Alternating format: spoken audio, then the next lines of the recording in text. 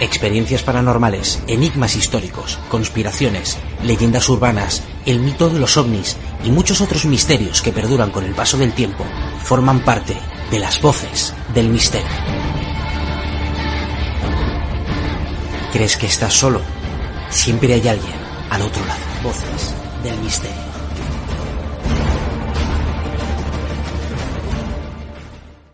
Cuando hablamos de estos temas tan extraños, tan raros, y ya se han esbozado unos cuantos a lo largo de este congreso, pues muchos tienen que ver con los viajes. Y de hecho lo que os voy a proponer en estas, más o menos estos 50 minutos, en unas 40 imágenes, como 40 paradas que vamos a hacer en este gran viaje hacia mundos inexplorados, mundos inexplicables, en el sentido de que a día de hoy la ciencia todavía no tiene una respuesta definitiva, pues quiero eso, que participéis conmigo con esta exposición, con estos casos que os he ido seleccionando y que tienen que ver, lógicamente, con el libro que he publicado hace muy poco tiempo con Chris Ovett, que se llama Viajes Inexplicables, y donde intentamos dar una muestra de desplazamientos, de raptos, de bilocaciones, de levitaciones, de teletransportaciones, en fin, de cualquier movimiento anómalo y extraño que se ha producido a lo largo de la historia, pero también de las leyendas y las tradiciones, donde nos deja estupefactos, donde con independencia que lo creamos o no lo creamos, desde luego hay algo anómalo que se han encargado de recoger muchísimos cronistas y gente preocupada por contar la otra historia de la verdad, porque no todo lo que nos llega es lo auténtico, es lo ortodoxo, pero a veces lo heterodoxo nos falta. Y cuando hablamos de estos viajes, claro, había que preguntarse qué tipo de locomoción utilizan estos personajes, muchos de ellos históricos, muchos de ellos relacionados con la mística, con la espiritualidad, pero también otros relacionados sencillamente con el mundo laico, sin ninguna connotación espiritual para nada.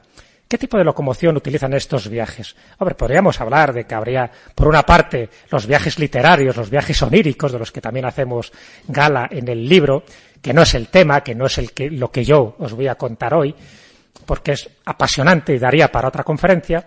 Se podría hablar de los viajes cuyo medio de transporte serían algún objeto. Las escobas, los arcones, los turboarcones voladores, que hay unos cuantos, ¿no?, de meterte en un arcón y aparecer en otro lugar. Incluso tenemos arcones en España que dan testimonio de estas leyendas. Tenemos las alfombras mágicas, como no, pero también hay personajes sobrenaturales que facilitan este tipo de vuelos. Y cuando hablo de personajes sobrenaturales habría que hablar desde el punto de vista religioso, y ahí estarían los santos, las vírgenes, pero también desde el otro punto de vista más parapsicológico. Y ahí estarían los demonios, ahí estarían las brujas. Y en los transportes brujeriles, que es un poco la primera parada que quiero que hagamos en este viaje, hay que basarse en los documentos escritos que tenemos. Y en esos documentos escritos, uno especialmente interesante, especialmente malévolo y morboso, fue el Malleus Maleficarum, el martillo de las brujas, que escribieron dos dominicos, bien, bastante psicópatas y misóginos ellos, Sprenger y Kramer, que dio el pistoletazo de salida de la caza de brujas. Pero además de todo lo perverso que fue este tratado, auspiciado, en fin, en gran parte por un papa llamado Inocencio, que de inocente tenía muy poco, pues sirve para recoger los testimonios de aquella época, y estamos hablando del año 1487, donde se decía todo tipo de barbaridades que se aplicaban a las brujas, entre ellas el famoso vuelo en escobas. Y mi pregunta es, ¿pensáis que las brujas de antaño y de hogaño volaban a horcajadas en escobas? ¿Habéis visto alguna vez una bruja volando en una escoba? La representación más antigua que hay de una bruja volando en una escoba es esta. Es de un manuscrito francés del año 1440. Y así aparece ya en esta iconografía. Luego es muy raro, ¿no? Si una bruja tiene capacidad, tiene poderes para volar, ¿por qué elegir una escoba que es tan incómodo? Salvo que sirva para otras cosas. Y aquí entramos en el quid de la cuestión, que daría para hablar largo y tendido sobre la brujería. Y yo tengo, de hecho, un libro que se llama Breve Historia de la Brujería, donde dedico una parte muy especial a los ungüentos, a las plantas psicotrópicas, a las plantas de la familia Solanaceae que utilizaban las brujas para crear estos estados alterados de conciencia y volar, efectivamente, a los aquelarres. Pero ¿volaban físicamente?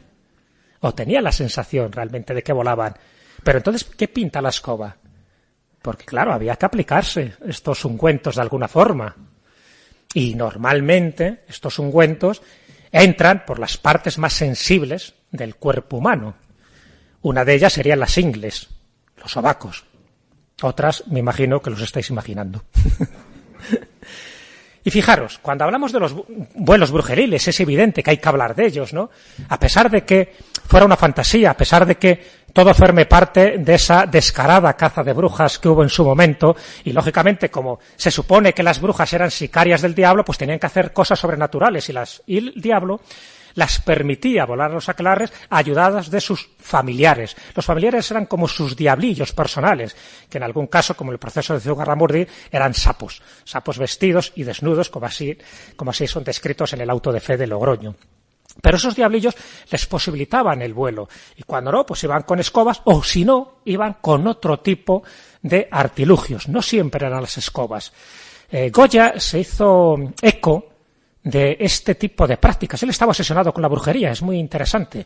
Él hace 6 cuadros para la duquesa de Osuna, que son expuestos en el Parque del Capricho de Madrid, que si no lo conocéis os lo recomiendo porque es una gozada, ¿no? Como parque hermético, como parque esotérico, donde hay que recorrerlo de una determinada manera para ver las claves que se ocultan en ese lugar. Bueno, pues Goya pintó varios cuadros, y varios de esos cuadros, esos 6 cuadros, era uno, el vuelo de brujas, como así lo define. Es decir, él se hacía eco un poco del sentir popular, estamos hablando de finales del siglo XVIII, de cómo eran estos vuelos entre las brujas, los brujos, y cómo también en sus caprichos, en los famosos caprichos que él dibujó, 80 ni más ni menos, en muchas de estas estampas, como esta, que es la estampa número 68, ahí aparece de nuevo el vuelo de las brujas, pero en una escoba. Pero hay 2 detalles muy significativos en esto. Lo pongo para que veáis un poco cómo se entendía todavía en aquella época de finales del siglo XVIII, el siglo de la razón, el siglo de las luces, cómo todavía esto de alguna forma estaba vigente, y Goya hace hincapié en este aspecto tan curioso, pero a la vez tan tradicional. Por una parte aparece una bruja mayor y una joven, es decir, la maestra que está enseñando a la joven. Eso es muy importante porque es la transmisión de poderes, la transmisión de sabiduría. Qué pena que la Inquisición diera a la bruja un carácter peyorativo, negativo, porque realmente la bruja es la mujer sabia, es la mujer de conocimiento, es la mujer que conoce las propiedades terapéuticas de las plantas. Pero luego, con esos 3 siglos de caza de brujas que ocurrió en España, que ocurrió en Francia, en Italia, y sobre todo ocurrió en Alemania y en los países protestantes, que fue más virulenta la Inquisición, hay que partir una lanza a favor de la Inquisición española, que en cuestión de brujería las dejó prácticamente en paz.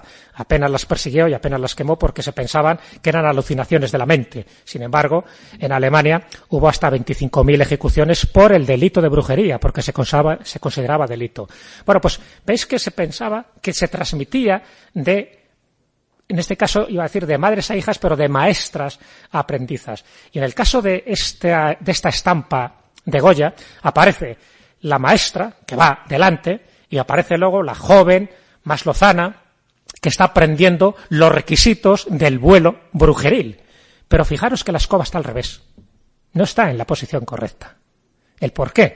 Goya lo pinta así, cuando realmente debería ser de la otra manera, de la forma más tradicional, de la forma más clásica. En fin, tiene un toque de burla y un toque también de instrumento fálico, ¿no? Si lo ve Freud, haría un tratado de estas imágenes, igual que de esta, que es menos conocida, esta estampa de Goya, que es el vuelo brujeril, además donde aparece como una especie de ser sobrenatural y encima una cohorte de brujas que van directamente al aquelarre. Aquí se ve peor, este es el original, pero fijaros el boceto que hizo Goya, donde se ve un poco mejor. Este es el boceto y luego pinta la otra estampa que considera que está mucho más perfecta y más tenebrosa, más oscura, ¿no? Pero esto sería, porque en el fondo lo que se hace eco es del otro que os comentaba al principio. No estamos hablando ya de instrumentos con los que desplazarse a un lugar concreto, en este caso al aquelarre, sino seres sobrenaturales que te ayudan a este tipo de vuelos.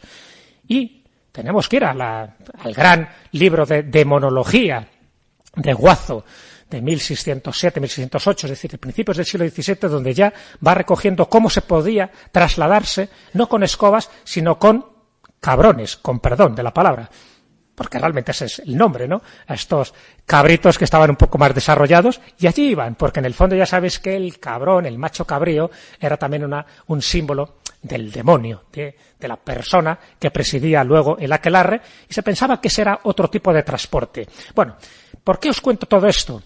Porque lo importante es ir a las fuentes, y una de las fuentes, nos guste o no nos guste, son los procesos inquisitoriales, son los procesos en los que se hablaba de este tipo de traslados. No estoy hablando de otro tipo de propiedades que se atribuyen a las brujas, ¿no? Que se podían transformar en animales, que podían hacer hechizos, que podían provocar el granizo, sino que estoy hablando de aquella opción que ellas tenían a través de un instrumento físico, a través de un personaje sobrenatural, de trasladarse ni más ni menos que al aquelarre para hacer sus conciliábulos.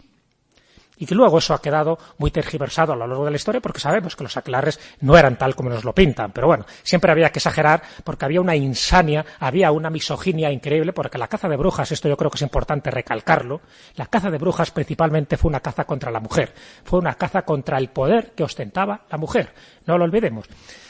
Y por desgracia, jurisconsultos, abogados, filósofos, magistrados, políticos, todos hicieron causa común de uno de los siglos más ignominiosos de la historia de Europa. Pero en el fondo, ya digo, había otro tipo de causas y al demonio le metían por medio en todos los lados. Bueno, pues los procesos inquisitoriales es una fuente de información clarísima, muy potente, para ver qué es lo que se cocía en aquellas épocas, qué es lo que se creía, cuáles eran las supersticiones. Y en los procesos inquisitoriales sí se hablaba del vuelo de las brujas, pero se hablaba como algo físico, hasta que se llega a demostrar, y entre ellos, por ejemplo, el doctor Laguna, un doctor español, es el que demuestra claramente que son vuelos imaginarios, son vuelos psicotrópicos, en función de una serie de sustancias, cuyos alcaloides, por ejemplo, el alcaloide de la atropina, es la que provoca este tipo de estados expandidos de la conciencia, y se sabe que ahí está la belladona, o está el beleño, es decir, una serie de plantas de la familia solanáceas. Pero hasta ese momento se pensaba que era real, que ese vuelo era real. ¿Y qué se utilizaba?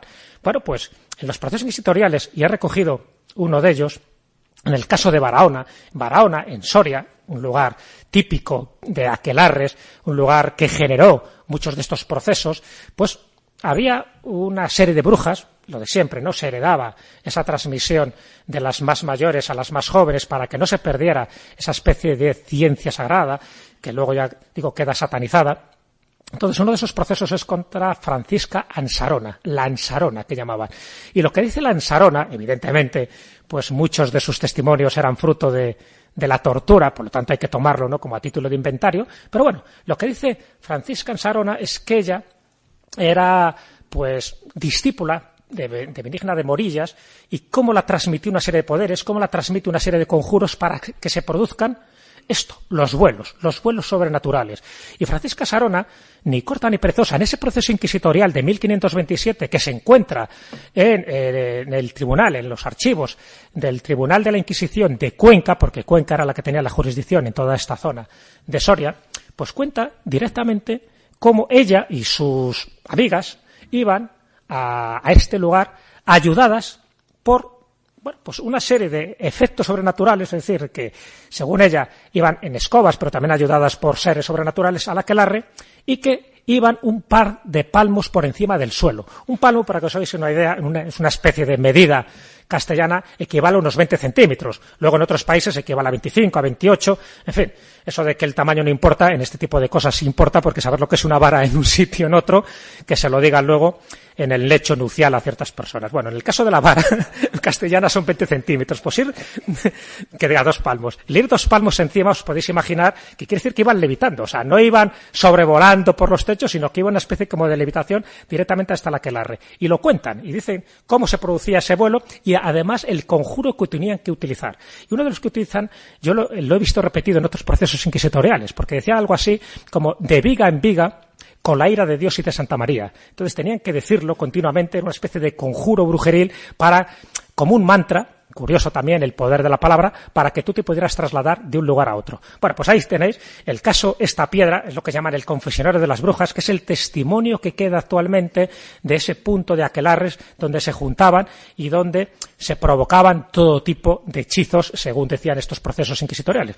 Digo, Barahona, lugar clave dentro de esa España mágica que tenemos, riquísima en todo tipo de elementos, pero cuando hablamos de los vuelos, en caso de los vuelos brujeriles, esto es un lugar, de los muchos que os podía citar, muy representativos porque además está avalado por ese proceso inquisitorial de 1527. Y claro, como hay que ir a las fuentes, porque eso me interesa mucho las fuentes de personas que cuentan cosas sin darle la mayor importancia, te lo cuentan, bueno, pues con la mayor naturalidad, como si estuviéramos en una tertulia y alguien alrededor de la hoguera, alrededor del fuego, pues van contando historias de fantasmas, de brujas, de demonios, de duendes, de elfos. Entonces, en el caso de Antonio de Torquemada, que no tiene nada que ver con el gran inquisidor general, Tomás de Torquemada, Antonio de Torquemada hace un libro precioso, hermoso, recomendable a todos los que les interesen los fenómenos forteanos antes de que Charles Fort existiera. Estamos hablando de un libro del año 1570, que es El Jardín de Flores Curiosas. Es una miscelánea donde él cuenta cantidad de cosas, que además está hecho en estilo epistolar, en fin, que de diálogo, donde la gente va contando sus testimonios en un diálogo, ya digo, totalmente coloquial. Y varias de las cosas que se cuentan son, bueno, pues testimonios que Antonio de Torquemada le ha llegado, o bien de una forma indirecta, o bien que él conoce personalmente. Y en este libro hace alusión a muchos casos de teletransportación, sin llamarlo teletransportación. Es decir, gente que de buenas a primeras desaparece en un lugar y aparece en otro.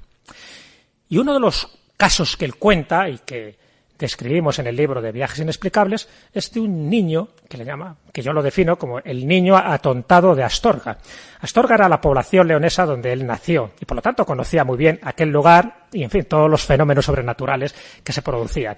Entonces, ¿por qué defino este caso como el niño atontado de Astorga? Porque según Antonio de Torquemada, cuando él va relatando el caso y además dice que él conoció al niño, él dice que cuando este niño tenía 13 años, bueno, era una familia que tenían 2 niños, y este de 13 años era el más travieso, el más inquieto, y la madre estaba hasta las narices de él.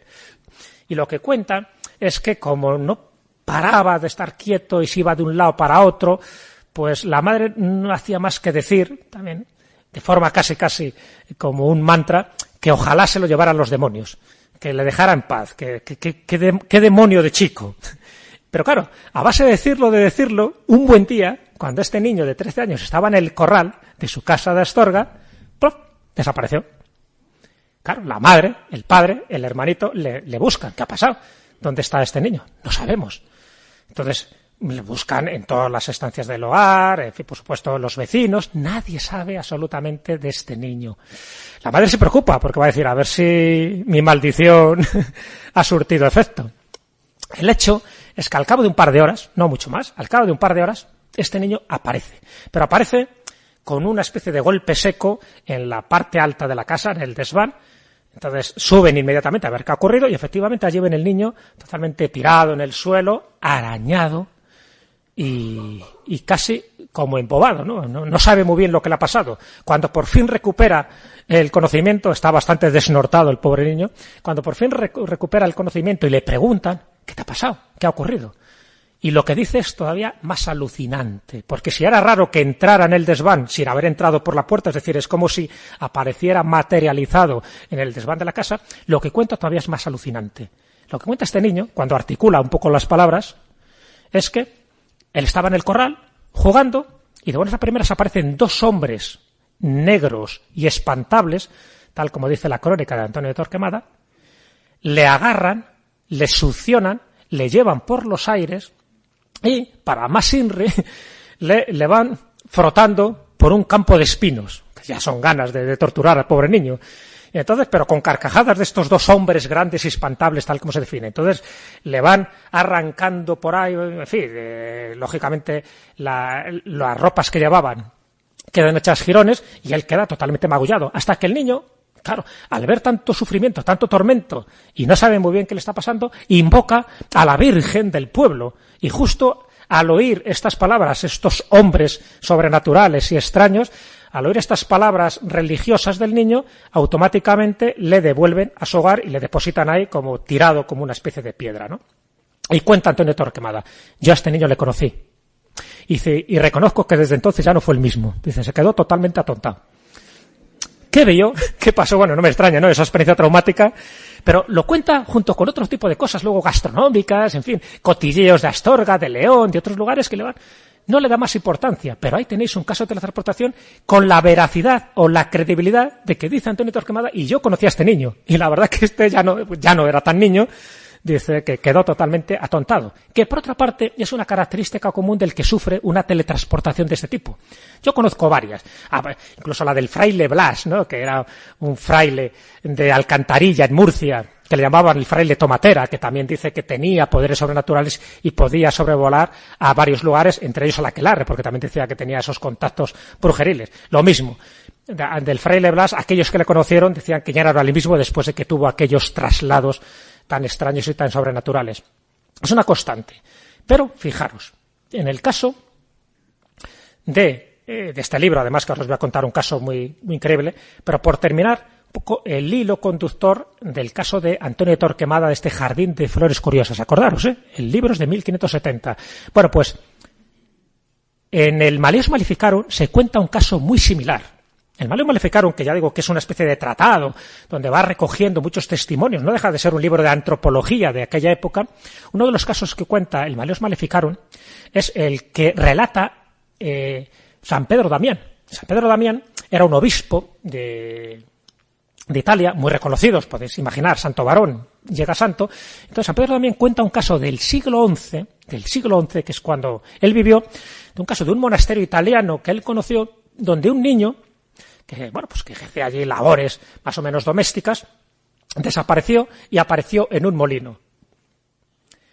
Y apareció en un molino en un banquete, en un festín, donde le dieron de comer hasta que desaparece y vuelve otra vez a aparecer en el monasterio contando este caso. Bueno, el padre Pedro Damián lo cuenta como un caso más, ¿no? Como un caso que no tiene mayor importancia, que lo recoge luego el Malleus Maleficarum. Bueno, pues en el año 1907, en Japón, en Aichi, en la prefectura de Aichi, es decir, un lugar muy concreto de Japón, cuentan el caso de un niño que en una fiesta, en una festividad que se estaba honrando a los dioses, desaparece. Él sí que está mucho más de 2 horas, pero cuando vuelve a aparecer, aparece con la boca llena de arroz, y cuando él articula otra vez la palabra, es decir, un poco parecido al caso del niño de Antonio Torquemada, dice que un ser extraño, no habla de 2, un ser extraño le succiona también de su casa, le lleva a una serie de banquetes para que coma tortas de arroz, se hincha a comer tortas de arroz, y cuando ya el niño ya está totalmente saciado, le vuelven a depositar totalmente, en este caso atontado, es decir, como si hubiera perdido todos sus sentidos, totalmente enajenado, y que a partir del momento no volvió a ser el mismo. Es decir, lo mismo que se cuenta de San Pedro Damián, lo mismo que cuenta Antonio Torquemada, lo mismo que se cuenta de este caso de 1907 en Japón. Se da una constante, y además cosas que no deberían ser conocidas unos por otros porque son de distintas fuentes. Bueno, lo cuento para que veáis un poco lo que representa un caso clásico que muchos de los que estéis aquí seguro que conoceréis. Yo lo conocí en su momento por este libro de Visado para otra tierra de Jacques Bergier. Este es un libro del año 74, cuando se publica aquí en España. Ahora, pues se publica un poco más tarde, se publica en España, pero es del 74, y él recoge muchos testimonios, ¿no? Visado para otra tierra, en fin. Habla de seres que aparecen, desaparecen, de lugares subterráneos, de tierras extrañas, de mundos paralelos. Bueno, hace toda una composición, una especie de miscelánea del siglo XX, como la que hizo en el siglo XVI Antonio Torquemada. Bueno, y uno de los casos que cuenta, y habréis oído hablar de él, es del soldado filipino que desaparece en Manila y aparece materializado en la Plaza de Armas de México.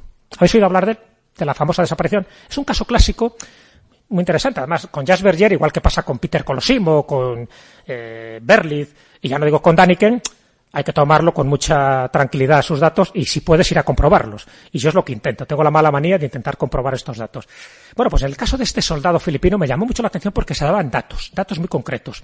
Se habla de que el 24 de octubre de 1593, de buenas a primeras, en esta plaza de armas de México capital, aparece un soldado vestido de una forma distinta, un soldado español, pero vestido como soldado filipino, porque él en ese momento, tal como explica, estaba haciendo guardia en Manila y en un momento dado que él no sabe explicar ni cómo ni por qué, desaparece y aparece, fijaros, 15.000 kilómetros más allá.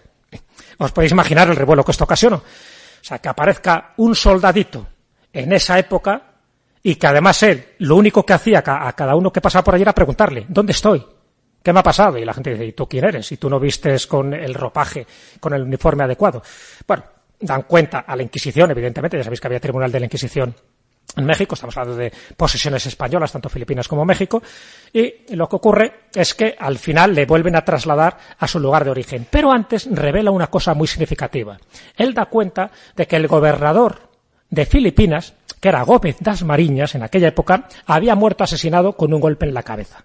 Esto no lo podía saber nadie en ese momento porque la noticia llega con el galeón de Manila 2 meses después. Y es cuando ya las autoridades españolas se enteran de todo esto. Pero este soldado cuenta que esa muerte se había producido. ¿Es cierto o no es cierto este testimonio que cuenta Jacques Vergier? Claro, hay que irse a las fuentes. Dice, bueno, este hombre lo debió tomar de algún lado. Lo que pasa es que en el libro de Visado Plato Tierra no lo dice. Entonces, el libro donde se menciona esto es en esta Conquistas de las Filipinas, de Gaspar de San Agustín, un fraile agustino. Y Gaspar de San Agustín, una obra de 1698, aunque está contando casos muy anteriores, ¿no? Pero se publica en esa fecha. Bueno, Gaspar de San Agustín hace el primer testimonio, siempre hay que ir al origen, el primer testimonio de lo que realmente ocurrió allí. Y que luego otros autores, como Vergier y Colosimo, han recogido e incluso han añadido. Porque en una de las versiones que he oído del soldado filipino que aparece en México, hasta le dan nombre, que es Gil Pérez. No sé dónde se lo habían inventado. No aparece, desde luego, en este testimonio el nombre de Gil Pérez. Pero sí dice esta obra, ya digo que es el testimonio más antiguo, sí dice que efectivamente hubo un soldado que estaba en Manila haciendo guardia, que desaparece y que por arte de Satanás, dice el fraile agustino, por arte de Satanás, desapareció en Manila y apareció en México. Que no sabía muy bien cómo explicar su situación, qué había ocurrido, ni qué medio de transporte utilizó, pero el hecho es que en 24 horas viajó. O sea, no dice que se teletransporta de un lado a otro en un tiempo, nada, súbito, no, en 24 horas. Y lo que cuenta es que efectivamente dio conocimiento a las autoridades de México de que el gobernador Gómez das Mariñas había sido ejecutado, había sido muerto, le habían matado los indios en una expedición que hizo a las Molucas.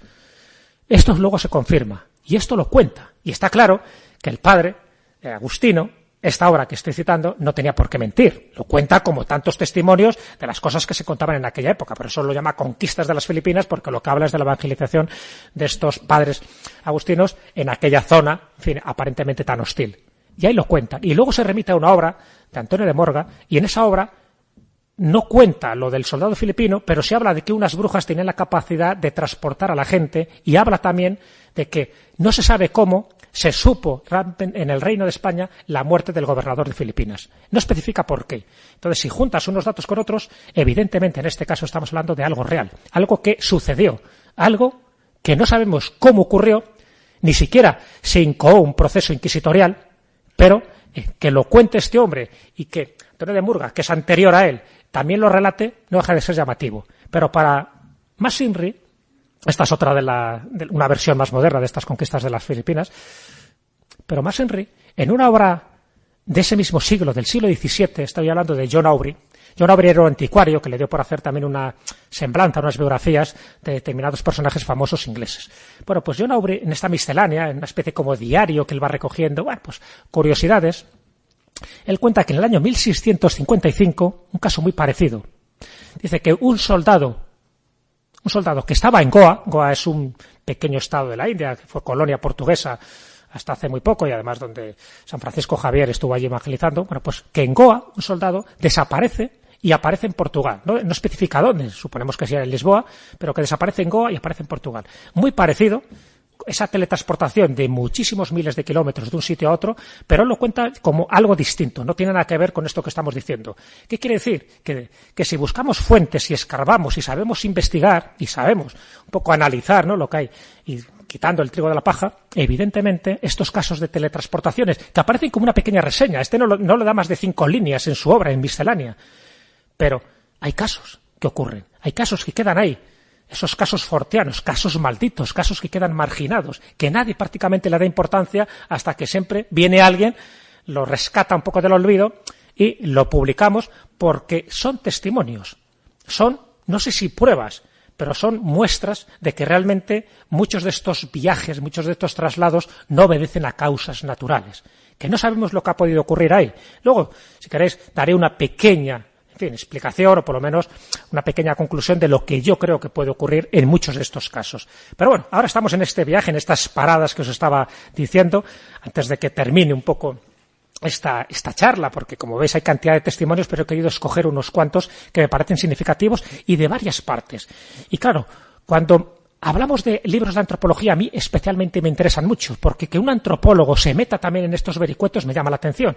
No estamos hablando de alguien que va buscando precisamente el misterio o lo paranormal, que está muy bien, pero me refiero cuando te cuentan gente que aparentemente están estudiando otras cosas, este tipo de testimonios, como el caso de Joe Aubrey o el caso de Alexandra David-Néel. Alexandra David-Néel creo que la conocéis. Alexandra David-Néel es una antropóloga de primer orden. Es una mujer que en el año 1924 es la primera mujer occidental que entra en el Tíbet, que entra en Lhasa. Y no la pasa nada. Bueno, no la pasa nada porque va vestida de tibetana. Si la ven de occidental, posiblemente la desguazan viva allí, ¿no? Pero es la primera mujer, para que veáis lo intrépida que era esta mujer. Aprende el tibetano, por supuesto, aprende muchísimos de los idiomas y dialectos de la época. Es una mujer que los propios tibetanos, cuando ya después, en fin, se adapta y la aceptan en su cultura, la llaman lámpara de sabiduría. Lámpara de sabiduría, una mujer sabia, una mujer que conocía perfectamente todo lo que hay que conocer, tanto las materias de aquí como las de allá, como el mundo visible y lo invisible, porque ella vio cosas muy raras. Ella vio cómo se creaba un tulpa, que no os voy a entrar ahora en detalles de lo que es un tulpa, cómo se materializa un pensamiento. Pero ella vio una cosa que os voy a comentar. Con su guía y acompañante John Dehn, que es el que está detrás de ella y está ya vestida ya de tibetana, estuvo muchísimos años, hasta el punto, para que veáis un poco el prestigio de esta mujer, que la dan una de las distinciones mayores, el gobierno francés, que es caballero de la Legión de Honor, que es una de las grandes distinciones, ¿no? Aparte, la Sociedad Geográfica también la da la medalla de oro por sus investigaciones, por sus viajes, por su aportación al mundo occidental de ese mundo oriental. Y en ese libro, para mí básico, otro libro que os recomiendo, Magos y Místicos del Tíbet, comenta un caso sorprendente, que no se le ha dado demasiada importancia, que es el caso de los Lungompa. Lungompa. ¿Habéis oído hablar de ellos?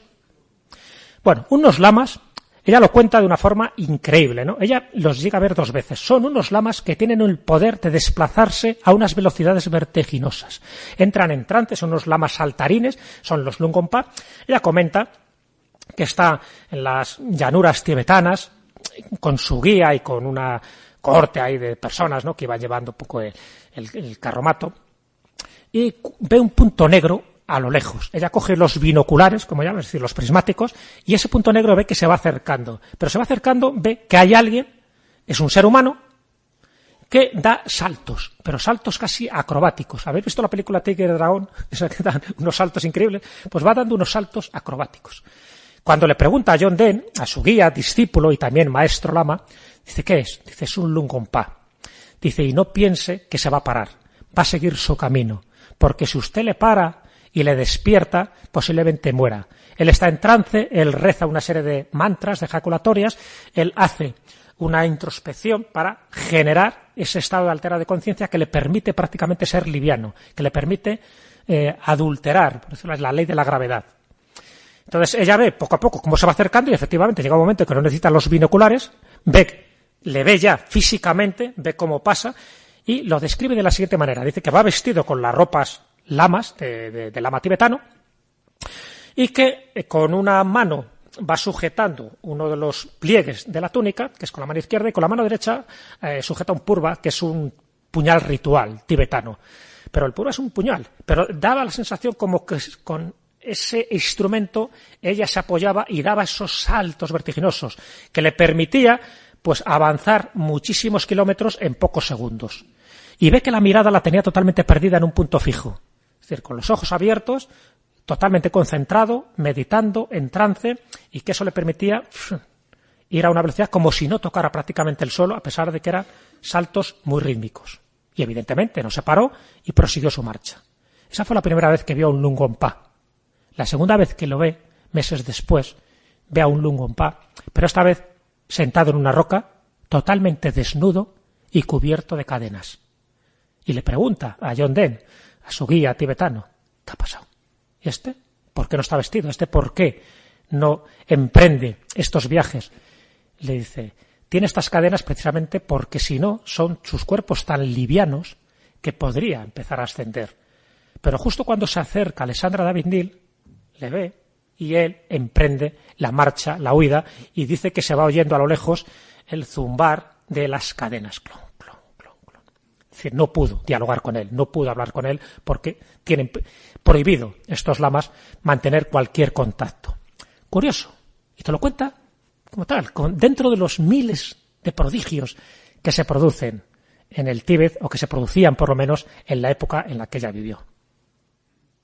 Siempre es interesante este tipo de testimonios, igual que este. Este hombre es muy poco conocido, menos que Alessandra David-Nil. André Dupuy-Gat. Es un sacerdote católico del Sagrado Corazón que estuvo muchísimo tiempo en una tierra también bastante hostil, Papúa Nueva Guinea. Y fruto de esa experiencia son estos 21 años con los papúes. En su versión original francesa es esta, con esta imagen. Y lo que cuenta, increíble, habla de los hombres casuario. Los hombres casuario. El casuario es un ave. Es un ave más pequeña que el avestruz, ave grande pero que no vuela. Una ave solitaria que tiene una fisonomía muy característica. Luego os pondré una imagen. Bueno, ¿quién son los hombres casuarios? Tal como lo cuenta André Dupuy-Gat. Los hombres casuarios son una especie de secta que pueden hacer cosas inverosímiles. Entre ellas, desaparecer.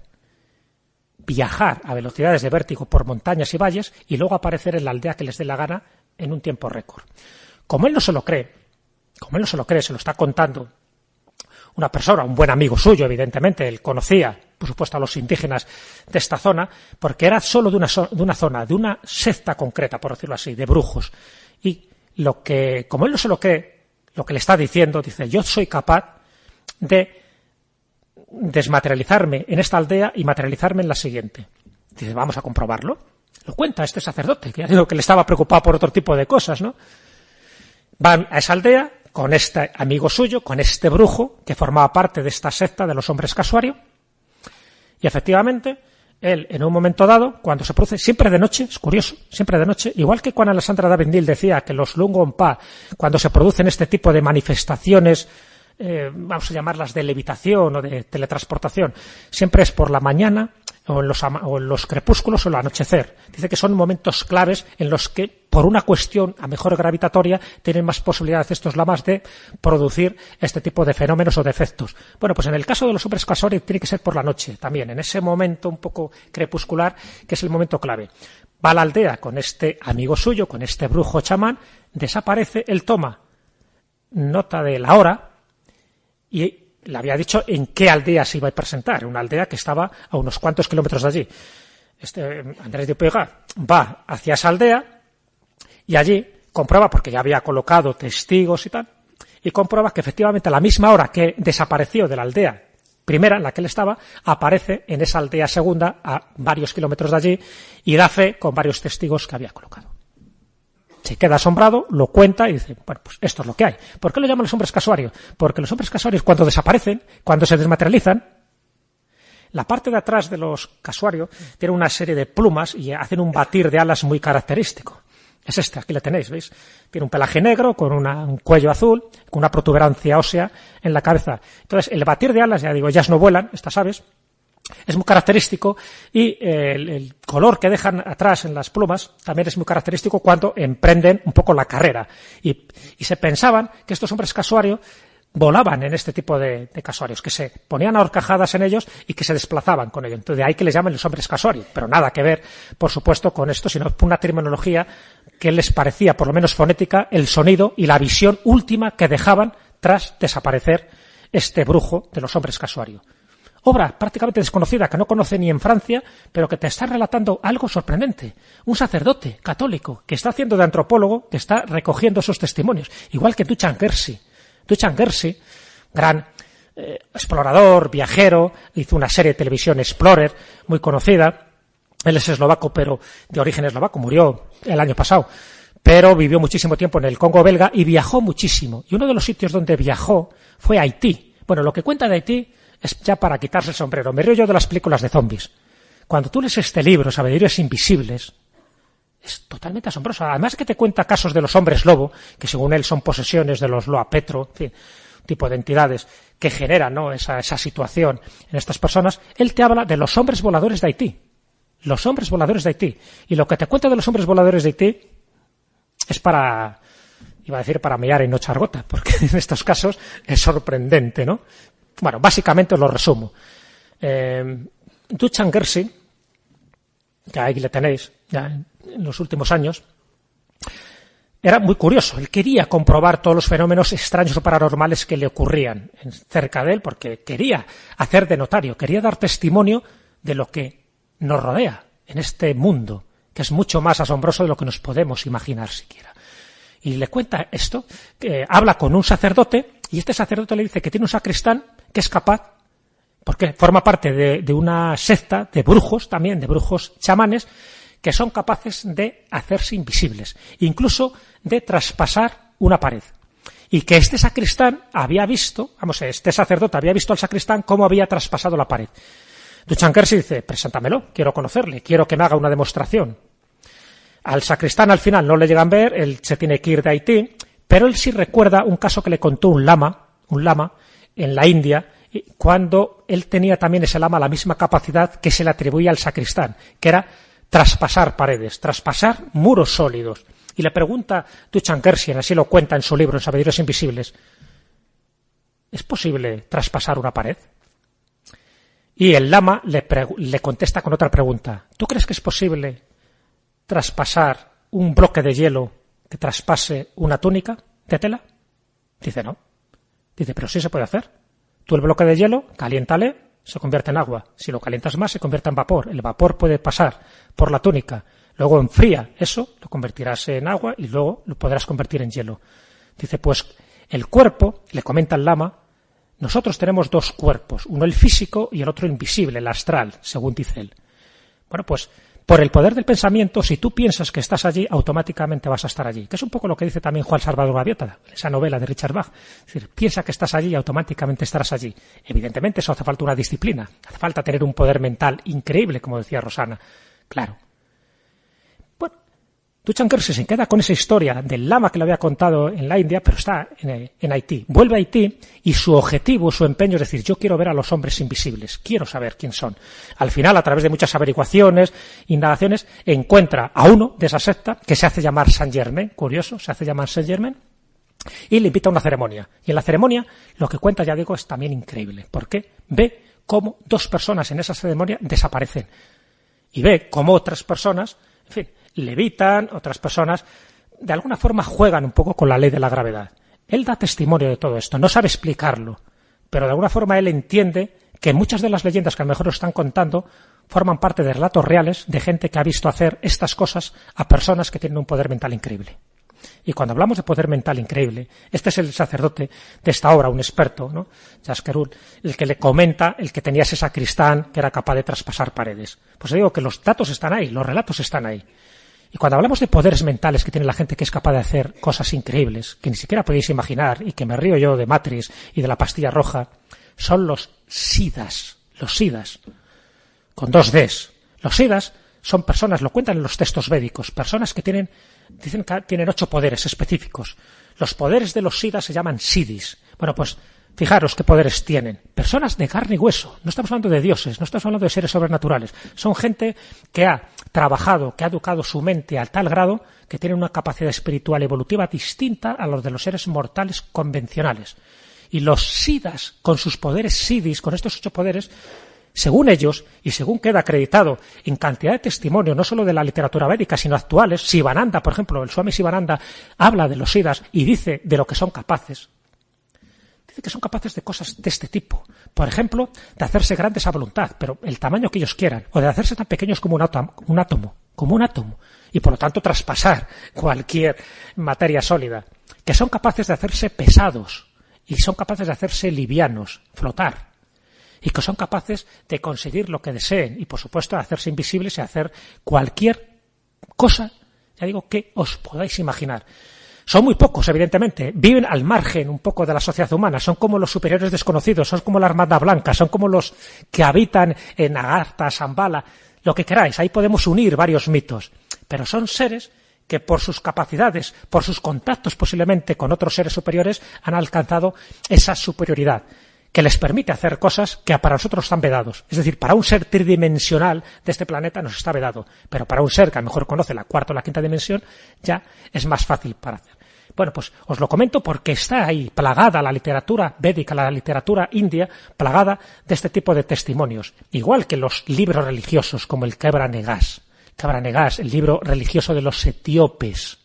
¿Sabéis que ahí cuentan, por ejemplo, toda la genealogía salomónica de cuando la reina de Saba le hace una visita a Salomón, en fin, él tenía 600 mujeres, 300 concubinas, pero no hacía ascos a ninguna mujer que fuera por allí. Si era la reina de Saba, pues imaginaros, ¿no? La reina de Saba que venía de Etiopía. Bueno, tiene una noche tórrida con ella, una noche amorosa, fruto de lo cual nace un niño. Ese niño es Menelik. Ese niño es el que crea la primera dinastía etíope con el nombre de David II. Bueno, pues lo que se cuenta, y lo resumo muy rápido porque aparece en este libro del Kebra Negas, es decir, la Golera de los Reyes, un libro para ellos del siglo XIII, pero los testimonios, los textos, son del siglo IV. Lo que pasa es que luego se ponen en la lengua Gez, una lengua local de Etiopía, se ponen por escrito en el siglo XIII. Pero las tradiciones son incluso anteriores al siglo IV. Y lo que hablan es de esto. Y hablan cómo Menelik, cuando es mayor, cuando le hace una visita a su padre, a Salomón, le roba el Arca de la Alianza. Le deja una copia y la roba la auténtica. Por eso ya sabéis que hay una teoría de Graham Hancock y más gente que dice que la auténtica Arca de la Alianza está en Aksum, en la iglesia de Santa María de Sion, en Etiopía. Y que están buscando otros, sería en todo caso una copia. Bueno, pues lo que se cuenta en este libro religioso, y no os pongo, fíjate, textos de la Biblia, os pongo de este libro que es menos conocido, lo que se cuenta son cosas increíbles. Y una de las cosas que te cuentan es que cuando Menelik se marcha de Jerusalén y se va a Etiopía, por el arte y la magia que tenía el Arca de la Alianza, era capaz de trasladarse lo que un viaje duraría 3 meses en un solo día. Y te habla de 2 naves, las naves terrestres, es decir, cómo todo el séquito iba caminando, corriendo, sin sentir hambre, ni sed, ni cansancio, ni nada por el estilo, y las naves voladoras, las que se podían subir también otros 2 palmos del suelo. Y lo cuenta el Kebra Negas como el que no crea la cosa. Y para ir terminando en estas estaciones que estoy ya, aquí tenéis una de las imágenes del Kebra Negas. ¿Perdón? 5 minutos, entonces sí, en 5 minutos llegamos al final del viaje que os quiero presentar. Ahí tenéis una imagen del Kebra Negas, ahí tenéis el Arca de la Alianza, que supuestamente por su poder, por su influjo, son capaces de hacer que esas naves pudieran levitar. Y ya que estamos cerca de la Navidad, Evangelio apócrifo al canto, el Evangelio árabe de la infancia. Un texto que está más o menos datado en el siglo V, siglo VI, y que te habla cómo los 3 reyes magos, desde Persia hasta Jerusalén. A ver, el viaje normal, si fuéramos puntillosos y aceptáramos la Biblia al pie de la letra, tendríamos que decir si el niño Jesús nace el 25 de diciembre, no vamos a entrar en detalles, y la Epifanía, cuando llegan los reyes, es el 6 de enero, aún así, esos 12 días es un tiempo récord para ir desde Persia hasta Jerusalén. Bueno, pues lo que dice el Evangelio árabe de la infancia es 12 días, eso es una exageración. Salen al rayar el día, es decir, con el primer canto del gallo, y llegan a la hora tercera. Más o menos salen a las 6 de la mañana de Persia y llegan a Jerusalén a las 9 de la mañana. Evangelio árabe de la infancia. Y además te explica el enigma de la estrella. La estrella es un ángel que se convierte en estrella, en punto de luz y en columna de fuego, y es el que les va guiando. Así que ni ovni ni nada, era un angelito según ese evangelio. Homenaje a Javier Sierra, ayer comentó lo de el Bosco. Hay un tríptico, que es la adoración de los Reyes Magos. Bueno, este tríptico del Bosco, que nada, es un paréntesis que os quiero hacer, es el primer testimonio gráfico donde aparece un rey negro. De 1500. A partir de ahí empiezan a aparecer negros. Hasta ese momento los Reyes Magos eran todos blancos. La batalla de Alcorá, que no voy a entrar en detalles, pero es interesantísima, de 1096, porque tiene mucho que ver con el escudo de Aragón y con lo que ocurrió, que fue una teletransportación de San Jorge, que aparece buenas a primeras, y que encima se lleva en su grupa a un soldado alemán que había recogido de Antioquía, y aparecen en Huesca, porque estamos hablando de la toma de Huesca en el año 1096. ¿Cómo ocurre? ¿Cómo da lugar a la cruz de San Jorge con estas cabezas? y cómo este escudo de Aragón, 3 de los 4 cuarteles tienen que ver con acontecimientos sobrenaturales. Incluso la camiseta del Deportivo de Huesca tiene la Cruz de San Jorge. Y que tiene que ver con esa batalla y con esa teletransportación y con esa aparición sobrenatural de San Jorge. Y cuando hablamos de santos, de levitadores, el que se lleva la palma, San José de Cupertino. Este hombre levitaba por todos los sitios, hasta le tenía que recoger de la sotana para que rebajara. Fijaros la cantidad de testimonios que hay, que os he puesto unos cuantos, siempre levitando, que decía, pero José, baja. No podía. Hasta el Papa Urbano VIII recoge su testimonio. No hay ninguna duda de que este hombre volaba, levitaba, pero además sin quererlo él. Y además pegaba un gritito siempre, y subía. Ahí tenéis la cantidad de testimonios gráficos que hay. En definitiva, viajes inexplicables. Hay cuento, multitud de casos de este viaje interruptos que os he hecho, porque, en fin, los minutos son los minutos y me gustaría además que hubiera preguntas y que hubiera coloquio. Pero siempre teniendo en cuenta que los viajes inexplicables son de lo más variopintos, que pueden ocurrir viajes como el chiste de Forges. Pero para rematar en esta última estación, que espero que haya sido amena, en este viaje que os he dado, sí quiero recordaros una frase que para mí un poco resume un poco la filosofía de esta pequeña charla que os he querido dar, y que tiene que ver con un libro que he citado antes, con el Juan Salvador Gaviota de Richard Bach. Bueno, ya sabéis que una de esas frases, para mí emblemáticas, y que de vez en cuando repito porque me parece increíble y que os transmito a todos vosotros, él comenta en el libro que dice que cuando eres capaz de superar el espacio, lo que queda es un aquí, y que cuando eres capaz de superar el tiempo, lo que queda es una hora. Y entre el aquí y el ahora, seguro que nos podremos ver por lo menos un par de veces. Muchas gracias.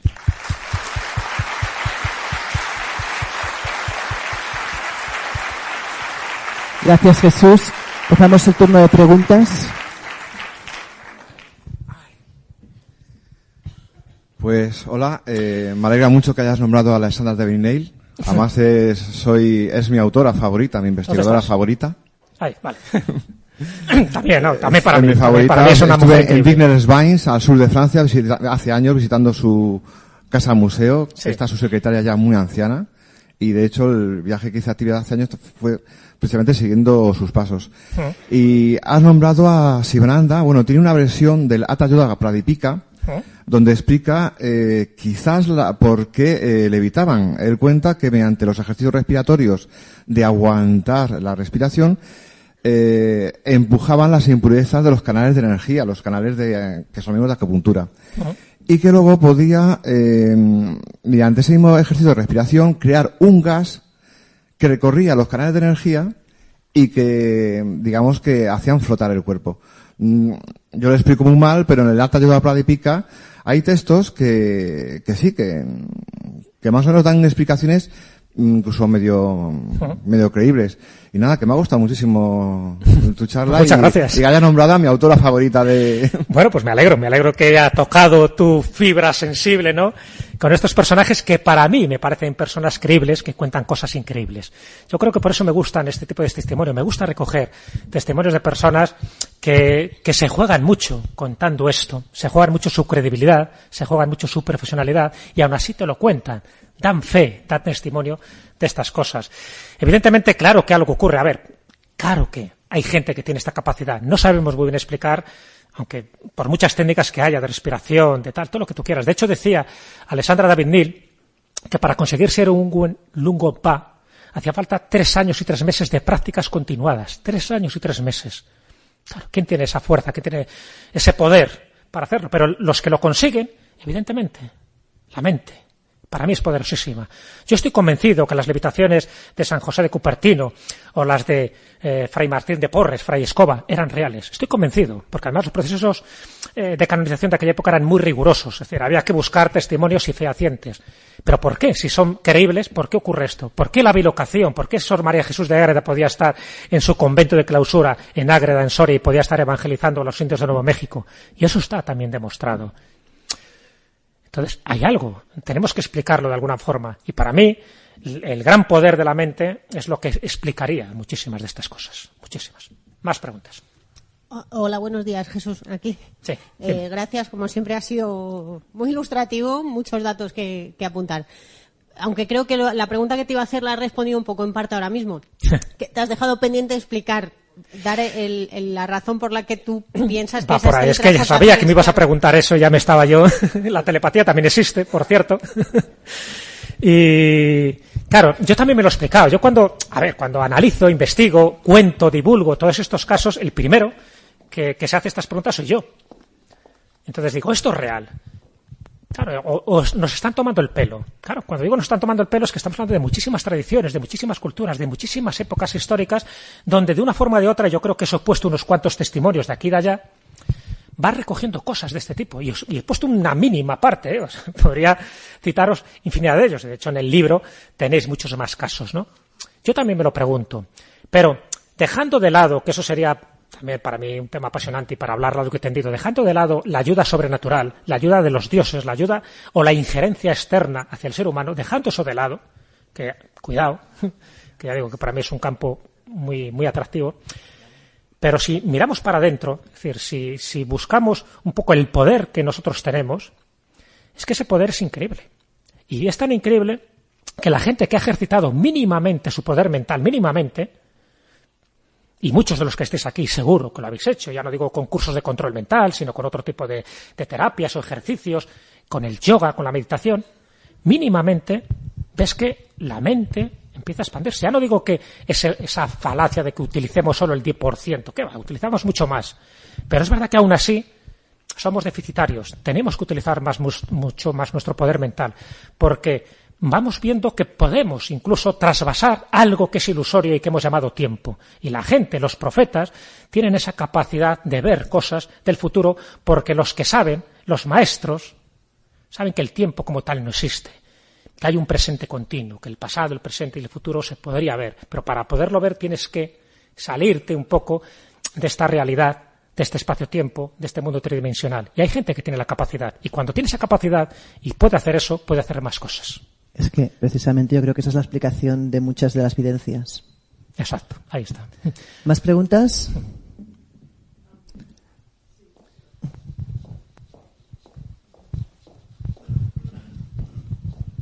Gracias. Sí, pero ¿por qué? O sea, los viajes inexplicables deliberados, cuando uno los busca, puedo entender. O sea, por ejemplo, mi pregunta es: ¿a dónde iban tan rápido los tibetanos saltarines? ¿Qué les esperaba? ¿Dónde llegaban? Eso se preguntaba a Alessandra de Vinil, ¿por qué? O lo que le dijeron a Duchan Gersin, cuando le pregunta al lama, dice, pero ¿puede uno traspasar objetos sólidos? Dice, claro, ¿por qué no? Dice, ¿tú qué crees? ¿Que solo eres un cuerpo físico? Tú eres también un cuerpo espiritual, un cuerpo que no está sometido a las leyes temporales, ¿no?, de la física y de la materia. Lo que pasa es que no te lo crees. El problema es que no nos lo creemos. Pensamos que solo es real lo que vemos, lo que tocamos, lo que fotografiamos. Pero si somos capaces de trascender esas fronteras, esas barreras, esas limitaciones que nos hemos puesto nosotros mismos, ¿por qué no?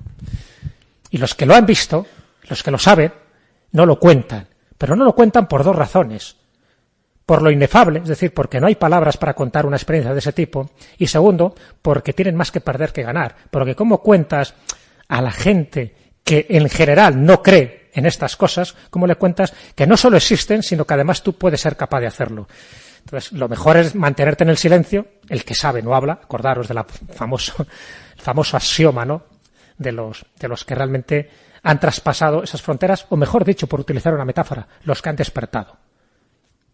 Si utilizamos la metáfora de Buda, estamos dormidos, pensamos que esto es real, pensamos que estamos en este congreso, pensáis que acabo de dar una charla, y a lo mejor es mucho más potente, porque en el fondo todos estamos compartiendo una especie de comunión, algo que sabemos, que todos sabemos, pero que yo en todo caso, a lo mejor, desde esta palestra, me estoy encargando de recordaros.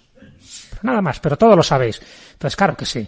Por supuesto que la capacidad que tiene el ser humano, Jesús, eso está muy bien, porque hay que hacer siempre esos tornudos y tienen que ser impares para que tengan el procedimiento más mágico. Ahí ha sido Manuel, dice. Ahí está. Esto solo ha sido una muestra, una pequeña muestra, lo que os he contado, una pequeña muestra para que, si queréis negar todo esto, estáis en vuestro derecho. Bueno, todo lo que nos ha contado son fábulas, son leyendas, esto no se lo cree nadie.